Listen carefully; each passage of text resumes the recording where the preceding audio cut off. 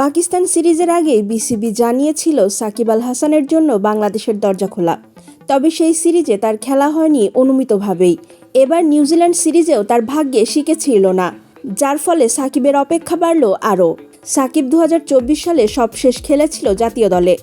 এরপর থেকেই রাজনৈতিক ও আইনগত কারণে জাতীয় দল থেকে ভ্রান্ত হয়ে আছেন তিনি। একাধিক মামলা ঝুলছে তার নামে।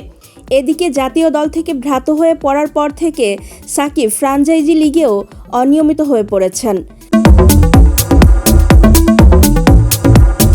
পিএসএল-এর এবারের আসরে ডাক পাননি। আইপিএল-এর দরজা তো অনেক আগে থেকেই বন্ধ। এ সময় তিনি খেলে বেড়াচ্ছেন নিচুমানের লিগে, এমনকি মাইনর লিগেও খেলতে দেখা গেছে তাকে।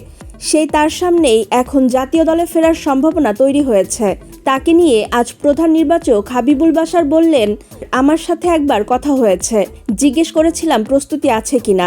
যেহেতু ও যেখানে আছে সেখানে নিয়মিত ক্রিকেট হয় না বা ট্রেনিংয়ের পর্যাপ্ত সুযোগ নেই।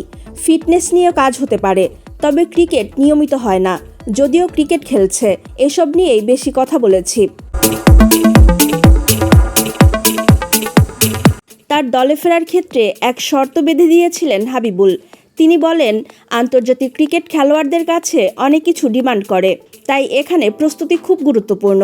সাকিব যদি রেডি থাকে এবং লম্বা সময়ের জন্য খেলতে চায়, তবে আমরা অবশ্যই তাকে বিবেচনায় রাখব। দর্শক, আপনার কাছে কি মনে হয়, সাকিব কি ফিরতে পারবে জাতীয় দলে? জানাতে পারেন কমেন্ট বক্সে।